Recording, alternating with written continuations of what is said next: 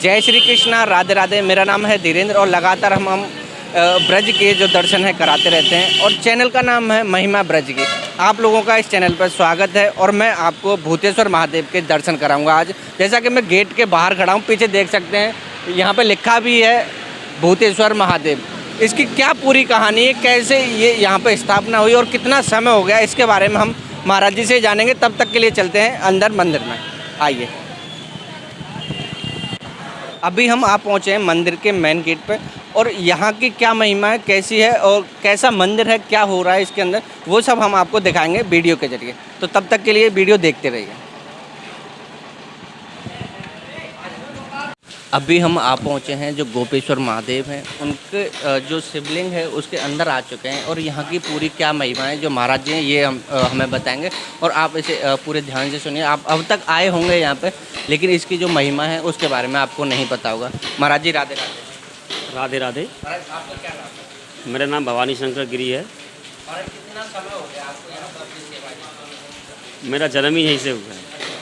अच्छा महाराज, जैसे ये गोपेश्वर महादेव है, कहा जाता है कि मथुरा के कोतवाल हैं, तो किस तरह से कोतवाल हैं और क्या है पूरी कहानी के बारे में? भगवान भूतेश्वर महादेव जो है मथुरा के रक्षक हैं और इनकी कथा 3 प्रकार से कही गई है। हमारे शिवपुराण के अनुसार 12 ज्योतिर्लिंग हैं, उनकी 12 ही उपलिंग हैं। भूतेश्वर महादेव केदारनाथ की उपलिंग है। इनकी पूजा करने से ज्योतिर्लिंग का फल प्राप्त होता है। श्री राजेंद्र प्रसाद जी महाराज ने इनके बारे में शिवपुराण के अनुसार कहा है, जो मलुखा पीठेश्वर आचार्य हैं, कि हम किसी भी ज्योतिर्लिंग का रुद्राभिषेक करें, पाठ करें, पूजन करें, नियम अनुसार वो कभी किसी माता के गर्भ में प्रकट नहीं होता है। अब केदारनाथ जी में रहना संभव नहीं है, उसी प्रकार हम भूतेश्वर महादेव की पूजा करें ब्रज में रह के, तो इसमें कोई संदेह नहीं है वो भी कभी किसी माता के गर्भ में प्रकट हो। तो भूतेश्वर महादेव केदारनाथ की उपलिंग है पहले अध्याय में। दूसरे अध्याय में मधु और केटव नाम के 2 राक्षस थे। मधु ने भगवान शंकर की तपस्या की, तपस्या करने से उनसे वर मांगा कि आप भूतों के आधिपति होके भूतेश्वर के नाम से जाने जाएं। जब से इनका नाम भूतेश्वर पड़ा। मधु और केटव का वध चंडी ने किया, चंडी का ने वध किया। उसके बाद में उनका पुत्र पैदा हुआ लवणासुर। लवणासुर ने भगवान भूतेश्वर महादेव की तपस्या की और तपस्या करने से उनसे अजय वरदान मांगा। अजय कहते हैं संस्कृत में त्रिशूल को। जब तक वो मेरे महल में रहेगा मेरा वध कोई नहीं कर पाएगा। भगवान शंकर ने वरदान दे के अंतर्ध्यान हो गए और उसके बाद में भगवान भूतेश्वर महादेव ने उनको वरदान दिया और वरदान देने के बाद में उस दैत्य ने इतना मथुरा पे आतंक फैला दिया, ये पूछने की बात नहीं थी। जब यहाँ के ऋषि मुनि अयोध्या गए हैं, उन्होंने कहा कि हे प्रभु, आप तीनों लोगों की रक्षा कर रहे हैं और लक्ष्मण जी आपकी सेवा में है, भरत जी को भरत खंड दे दिया, अब बच्चे शत्रुघ्न जी आप उनको राज तिलक करें, मथुरा का राजा उन्हें घोषित करें। तो भगवान शत्रुघ्न जी को यहाँ का राजा बनाया गया। तो उनका पुनरागमन हुआ। आगमन कब हुआ? जब लवकुश का जन्म हुआ। लवकुश का जन्म होने के बाद में उनको सूर्य पटाखा दी और पटाखा देने के बाद मथुरा उनका आगमन हुआ। उस दैत्य से लवणासुर से 2 बार भयानक युद्ध हुआ और युद्ध होने के बाद में दोनों बार वो पराजय हो गए। तो यहाँ से वो लौटे तो उन्होंने कहा कि प्रभु, वो दैत्य बड़ा शक्तिशाली, उसका वध करना मेरे बस की बात नहीं है। तो भगवान राम ने कहा, जैसे लंका पर चढ़ाई करने के लिए मैंने रामेश्वर की स्थापना की है, ऐसे ही माँ आप जाइए और भूतेश्वर महादेव की पूजा करो और उनसे अजय वरदान मांगो। जब उसका वध संभव होगा उसके बाद में शत्रुघ्न जी का यहाँ आगमन हुआ। आगमन होने के बाद में भगवान भूतेश्वर महादेव की उन्होंने तपस्या की और तपस्या करने से उनसे अजय वरदान मांगा। शंकर भगवान ने कहा, अगर मैं आपको अजय वरदान दे दूं तो मेरे वचन का क्या महत्व रहेगा? तो भगवान शत्रुघ्न जी ने कहा, मुझे उसकी मुक्ति का मार्ग बताएं प्रभु। तो भगवान भोलेनाथ ने ये कहा, जब वो स्नान करने के लिए महल से बाहर निकलेगा तो त्रिशूल को लेके नहीं आता है, जब उसका वध संभव होगा। तो लवणासुर जो है, दैत्य जो है, स्नान करने के लिए बाहर निकला और शत्रुघ्न जी चुपके से उस त्रिशूल को गेट द्वार पर ही खड़े हो गए। और जब वो लौट के आया, दोनों में भयानक युद्ध हुआ। युद्ध होने के बाद में उसी त्रिशूल से भगवान शत्रुघ्न जी ने लवणासुर का वध किया त्रेता में, और वो यहाँ के राजा बने। अब इनकी कथा का बड़ा विशेष महत्व है तीसरे अध्याय में।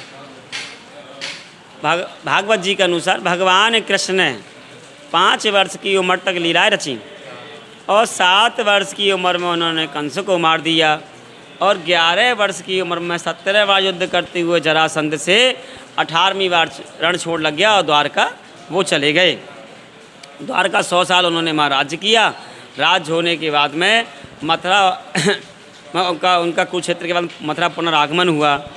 तो नंद बाबा जसोदा ने ये कहा कि हे माधव, आपने हमें जाने से पहले एक वचन दिया था कि हम आपको 4 धाम की यात्रा कराएंगे। अब भगवान कृष्ण ने कहा कि हे माता, कि आप जाने वाले 4 में ले जाने वाला एक हूँ। मैं ऐसा करता हूँ कि सारे तीर्थों को मथुरा में ही बुला लेता हूँ। तो भगवान कृष्ण ने कि यज्ञ रखा। यज्ञ में 33 करोड़ देवी देवताओं को आमंत्रित किया। आमंत्रित करने के बाद में जहाँ तक भगवान श्री कृष्ण ने गाय चराई थी, उन्होंने वहाँ अपना स्थान ग्रहण कर लिया। उसमें 2 देवता नहीं आए, एक गंगा जी नहीं आई और एक काशी विश्वनाथ नहीं आए। गंगा ने ये कहा, अगर मैं जमुना को पार करूं तो मेरी बड़ी बहन का धर्म कर्तव्य वचन क्या रहेगा। तो गंगा शांतनु महाराज की पत्नी है और जमुना जी कुंवारी भी है, कृष्ण की पटरानी भी है। गंगा का स्नान और जमुना का आचमन बराबर है। तो भगवान कृष्ण ने मन की इच्छा से मानसी गंगा को प्रकट कर दिया, जो आज गोवर्धन में विराजमान है। बलभद्र कुंड, कृष्ण कुंड और राधा कुंड तो बहुत मिलेंगे, मगर गंगा जी सिर्फ मात्र ब्रज में एक ही है, मानसी गंगा के नाम से जहाँ मौजूद हैं ब्रज के अंदर। काशी विश्वनाथ ने कहा कि माँ साक्षात्कार भूतेश्वर महादेव विराजमान हैं, तो माँ मेरी क्या आवश्यकता है। तो भगवान कृष्ण ने कहा कि प्रभु, पालन मैंने किया, संहार मैंने किया, आप मेरे क्षेत्र में आपकी पूजा कैसे हो। तो भगवान भोलेनाथ ने कहा, हे माधव, मैं आपको वचन देता हूँ कि जैसे मेरी पूजा आपके क्षेत्र में होगी, आपकी पूजा मेरे क्षेत्र में होगी। तो भगवान कृष्ण ने इनको ब्रज का रक्षक बना दिया। तो हमारे यहाँ एक संकल्प बोलता है, जम्बूद्वीपे भात खंडे आरा प्रद्याग्रा मंडले भूतेश्वर क्षेत्राय। जम्बूद्वीप का स्वामी कौन है? भूतेश्वर महादेव। जम्बूद्वीप का स्वामी कौन है? बाबा केदारनाथ। तो केदारनाथ के 6 महीने कपाट बंद रहते हैं, इस यहाँ खुले रहते हैं 24 घंटे। तो भूतेश्वर महादेव जम्बूद्वीप के स्वामी हैं। अब कोतवाल कौन होते हैं? बामन शक्ति पीठ। जब सती जी सती हो गई हैं तो माँ के खंड जो है धरती पे गिरे हैं। उन पिंडों की रक्षा करने के लिए भगवान शंकर हर जगह काल भैरव के रूप में मौजूद हैं। वैसे ही हम राहु केतु के मारे परेशान हैं तो और दैत्य चुरा ले जाते तो और परेशान होते। तो भगवान शंकर काल भैरव के रूप में उन पिंडों की रक्षा कर रहे हैं। तो इस जगह को अंबिका वन कहा गया है देवी महापुराण के अनुसार। अंबिका वन नामक जगह में एक माँ का खंड गिरा है। उस खंड की रक्षा करने के लिए, पिंड की रक्षा करने के लिए जो है भूतेश्वर महादेव विराजमान हैं। तो जितने भी हमारे रिसर्च कर रहे हैं, गोरख प्रेस वाले हों, कोई भी हो, डॉक्टरी कर रहे हैं इस पर, पुरातत्व विभाग पे, तो हमारे भूतेश्वर मंदिर के प्रांगण में उमा शक्ति कात्यायनी का माँ का खंड गिरा है, जिसे हम चूड़ामणि कहते हैं। तो उस पिंड की रक्षा करने के लिए भूतेश्वर महादेव विराजमान हैं, जो काल भैरव के रूप में मौजूद हैं। जो भैरव होते हैं वही कोतवाल होते हैं। बोलो भूतेश्वर महादेव की जय। एक चीज़ और पूछना चाहूँगा, जो नीचे जो मंदिर है जो माता का, वो क्या है और उसमें क्या करता है? और वो जो कब से है यहाँ? जो माँ के जो खंड गिरे हैं वो विग्रह जो है वो नीचे ही है, जिसे हम पाताल देवी के नाम से भी आज के ज़माने में जानते हैं। और जो शक्तिपीठ है उस पिंड की रक्षा भूतेश्वर महादेव कर रहे हैं काल भैरव के रूप में। तो इसलिए वो माँ का जो खंड है यहाँ चूड़ामणि गिरे हैं, तो उनके दर्शन करने से बड़ा लाभ और आनंद की प्राप्ति होती है। और जो एक पीछे भी मंदिर है महादेव के पीछे जो है, उसके क्या नाम है? भूतेश्वर महादेव जो है केदारनाथ जी की उपलिंग है।